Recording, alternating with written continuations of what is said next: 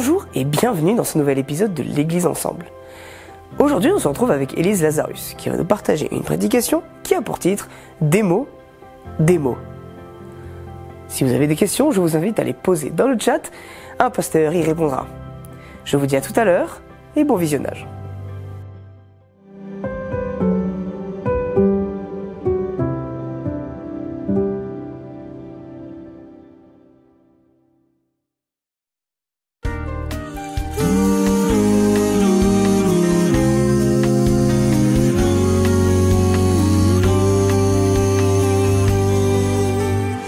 Écoute la musique, écoute ce chant, écoute les mots qui inspirent le repos.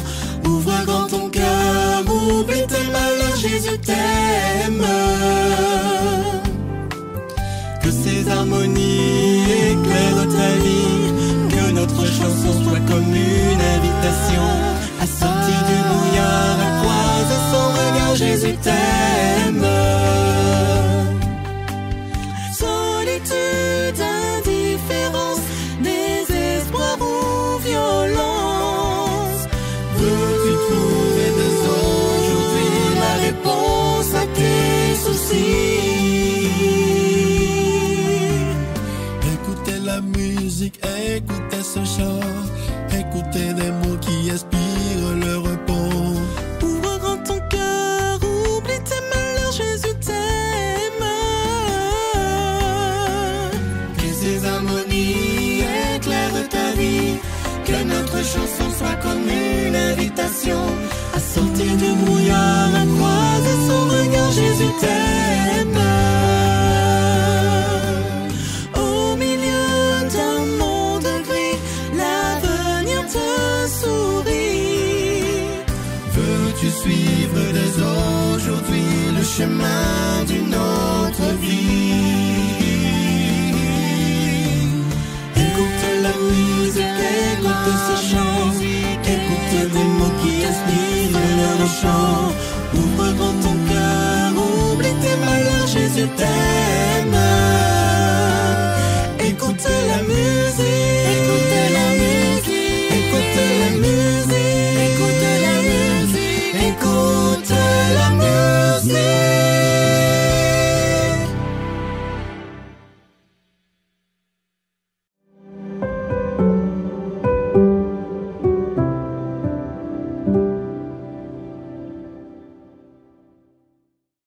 C'est un plaisir de vous retrouver pour un moment de partage autour de la Bible. Et je vous avoue, aujourd'hui, on va parler d'un sujet pas vraiment drôle, pas vraiment facile, mais je suis persuadée que c'est un sujet vraiment important parce que c'est le problème numéro 1 qui fait des histoires dans nos familles, à notre travail, avec nos amis, dans nos églises. Et aujourd'hui, on va parler de cette petite chose qu'est la langue. Et je vous propose de lire dans la Bible le livre de Jacques, chapitre 3, et on va prendre les versets 3 à 8. « Si nous mettons le mort dans la bouche des chevaux pour qu'ils nous obéissent, nous dirigeons aussi leur corps tout entier. Voyez encore les bateaux. Si grands qu'ils soient et poussés par des vents impétueux, ils sont dirigés par un tout petit gouvernail au gré des décisions du pilote. De même, la langue est une petite partie du corps, mais elle a de grandes prétentions. Voyez comme un petit feu peut embraser une grande forêt. Or, la langue aussi est un feu. Elle est le monde de l'injustice. La langue a sa place dans notre corps. Elle tache tout le corps et elle embrase tout le cours de l'existence, étant elle-même embrasée par la géhenne. Toutes les espèces de bêtes sauvages, d'oiseaux, de reptiles, d'animaux marins peuvent être domptées et ont été domptées par l'espèce humaine. Mais la langue, aucun homme ne peut la dompter. C'est un fléau incontrôlable, elle est pleine d'un venin mortel. Youhou, c'est la bonne humeur ce matin le texte. Je pense que je vais pas avoir réinventé la roue si je vous dis que les mots, ça peut faire très mal. Malheureusement, je suis persuadée que tous ceux qui regardent, et moi incluse, on a déjà été vraiment blessés par les mots que quelqu'un a dit. Comme si on avait donné un coup de poing dans notre ventre, au point presque des fois, ça nous coupe le souffle tellement ça fait mal. Et ce qui est terrible, c'est que contrairement à un coup de poing, ce qui est déjà très mal, mais le coup de poing, ça fait mal, ça fait un bleu peut-être, ça casse quelque chose, ça se répare. Mais les mots, parfois, ils font mal pendant toute une vie, comme s'ils n'arrivaient pas à guérir et qui restaient accrochés à nous. Les mots de colère, les mots de jugement, les mots de médisance, les mots de mensonge, les mots pour rabaisser. Et ce texte-là dans Jacques, il est terrible. Parce que le dernier verset, il est fataliste. Il te dit que aucun être humain n'est capable de dompter sa langue. Un peu bizarre comme expression. Pourquoi faudrait dompter sa langue?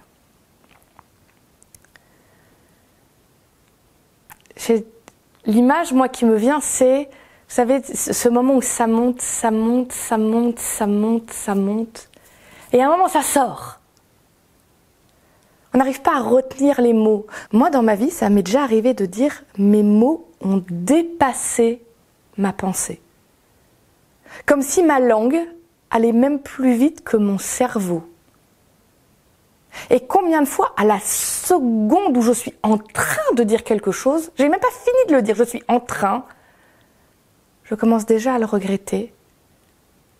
Parce que ça va avoir des conséquences, parce que ça a dépassé ma pensée.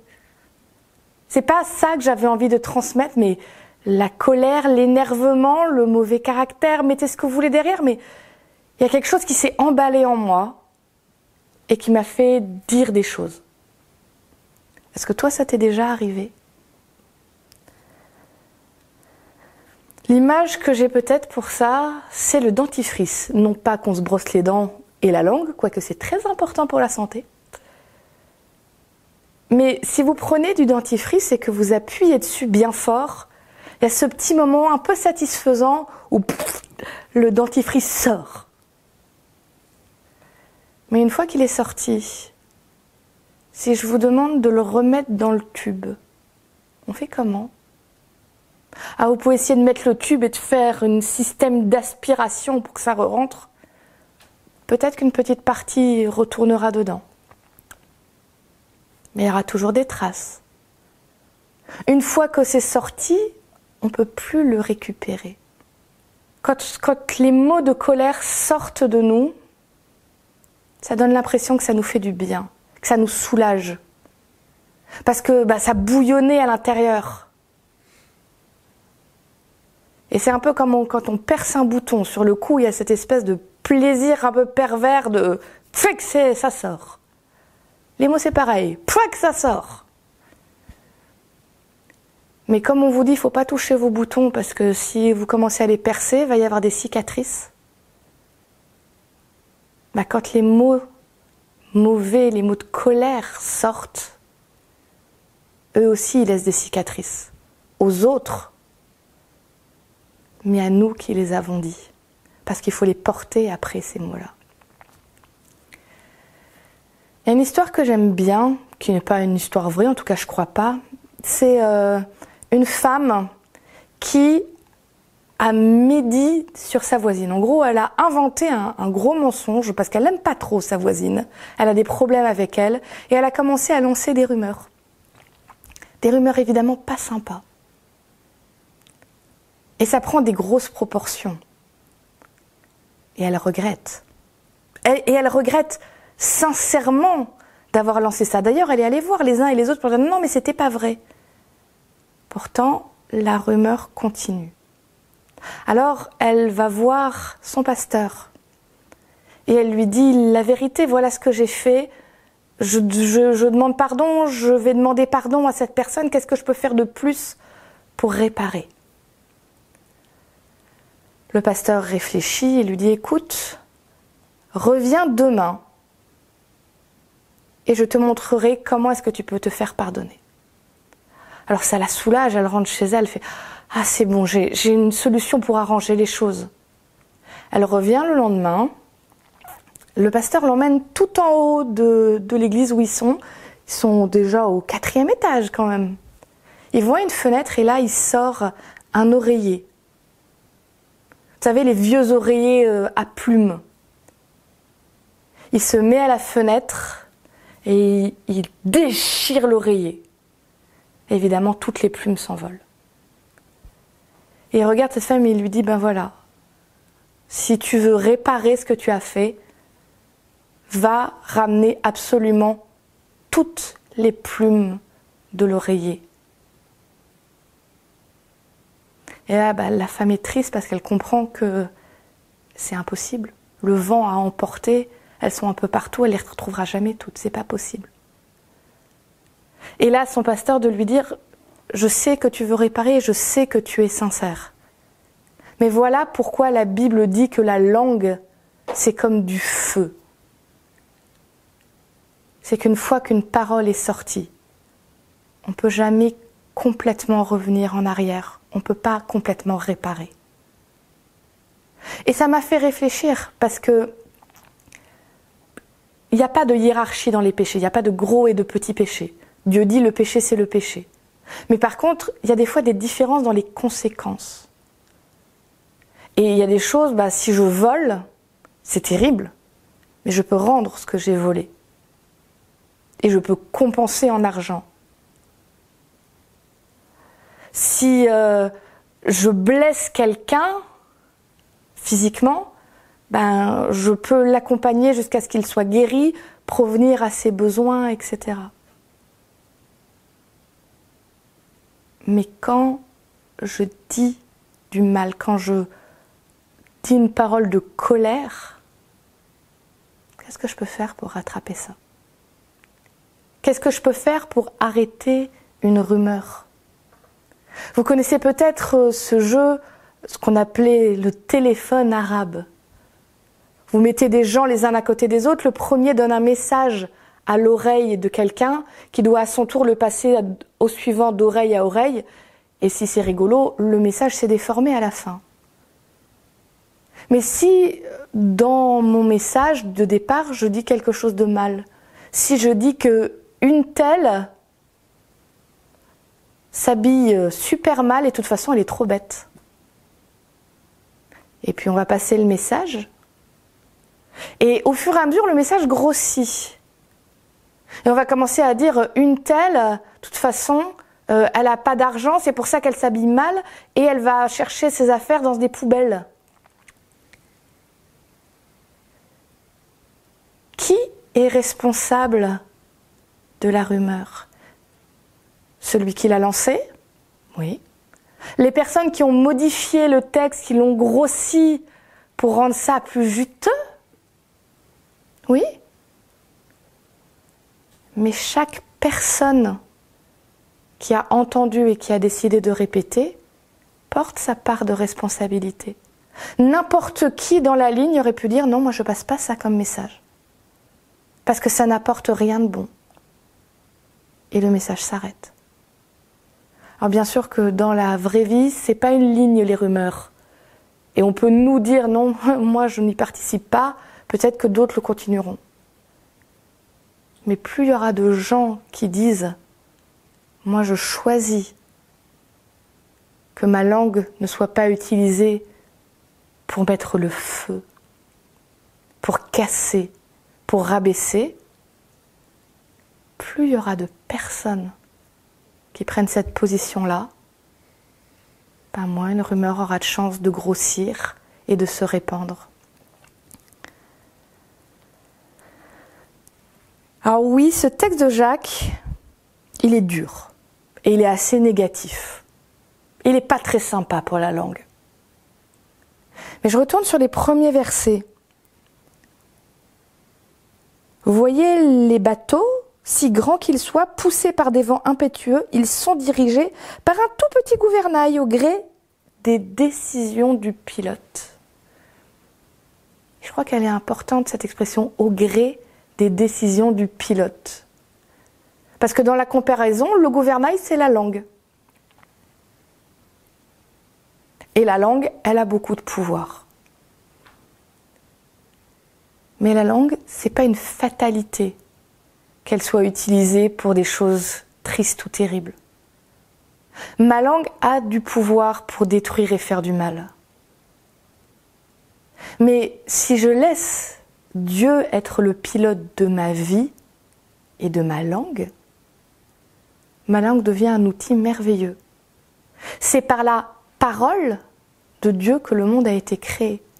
C'est par la parole de Jésus que des gens ont été guéris. C'est par la parole des disciples que l'amour de Dieu a été transmis. Encore aujourd'hui, c'est par la parole de ceux qui ont décidé de donner leur vie à Jésus que du bien est fait, qu'on réconforte, qu'on dit tu es important, qu'on dit Dieu t'aime. Ma langue, je vais pas aller la couper et dire bon je parle plus. Je finis comme ça, je dis rien de mal. Ma langue, je veux en faire un outil pour le bien. Mais ça demande deux choses. Un, que j'accepte que naturellement ma langue a tendance à dire des choses mauvaises et de ne pas me chercher d'excuses en disant c'est mon caractère, je suis une personne entière, oui mais ils l'ont bien cherché. Non, c'est pas vrai. Enfin si c'est vrai, mais est-ce que je veux me résoudre à ça, à dire bah tant pis? Non, je veux pas. Et donc la deuxième étape, c'est de dire à Dieu, si aucun humain n'a jamais été capable de dompter la langue, toi Dieu tu le peux. Alors apprends-moi à dompter ma langue. Parce que si c'est toi qui fais le travail, elle va devenir un outil incroyable qui fera du bien. Je veux que ma langue, comme tout le reste de ce que je suis, soit consacrée à l'amour, à faire du bien autour de moi et à transmettre ton message. Merci à Élise Lazarus pour ce temps de partage. Vous le savez, vous pouvez donner vos offrandes en cliquant dans le lien qui se trouve en description. Je vous dis bon sabbat et à la semaine prochaine.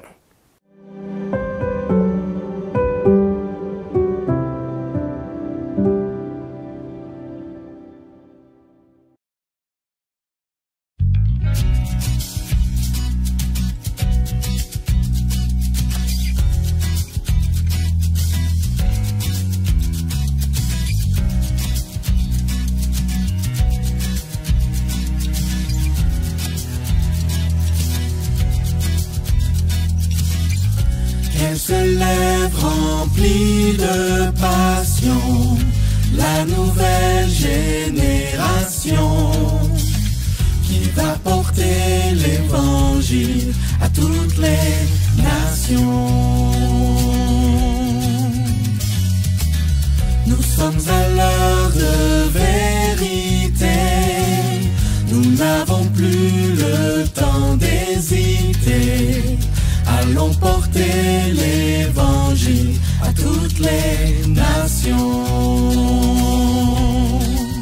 Je vois des jeunes par toute la terre qui se consacrent à la prière. Je vois l'Esprit, le Consolateur, qui ouvre les cœurs. Je vois l'Église de Dieu qui répond, qui se consacre à la mission. Je vois un peuple où jeunes et vieux vont chanter pour Dieu. Nous sommes à toi, Seigneur. Nous sommes à toi, Seigneur. Dans les épreuves ou dans la joie, nous sommes à toi. Nous sommes à toi, Seigneur.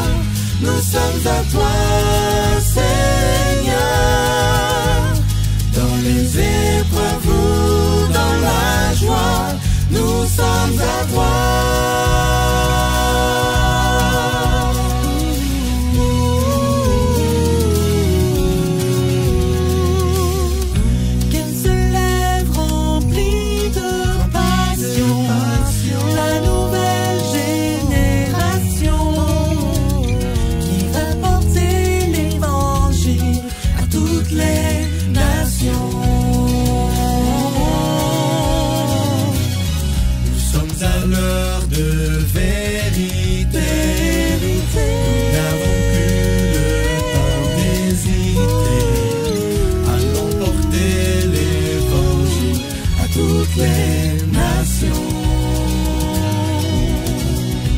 Je vois des jeunes par toute la terre qui se consacrent à la prière.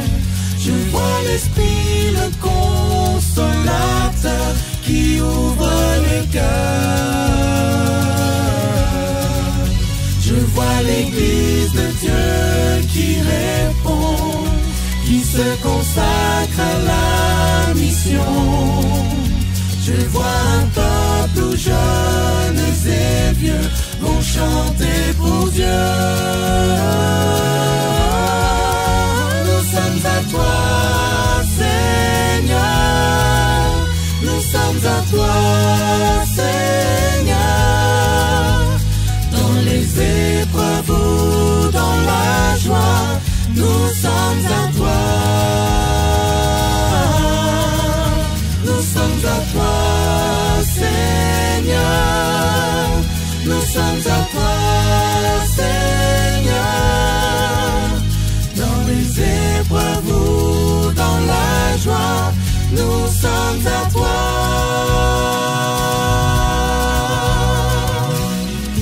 Nous ne vivons que pour toi, et nous servons le roi des rois. Dans les épreuves ou dans la joie, nous sommes à toi. Nous ne vivons que pour toi, et nous servons le roi des rois. Dans les épreuves ou dans la joie, nous sommes à toi. Nous sommes à toi, Seigneur. Nous sommes à toi, Seigneur. Dans les épreuves ou dans la joie, nous sommes à toi. Nous sommes à toi. Nous ne vivons que pour toi. Nous sommes à toi. Nous servons le roi des rois. Dans les épreuves ou dans la joie, nous sommes à toi. Nous ne vivons que pour toi, et nous servons le roi des rois. Dans les épreuves ou dans la joie, nous sommes à toi.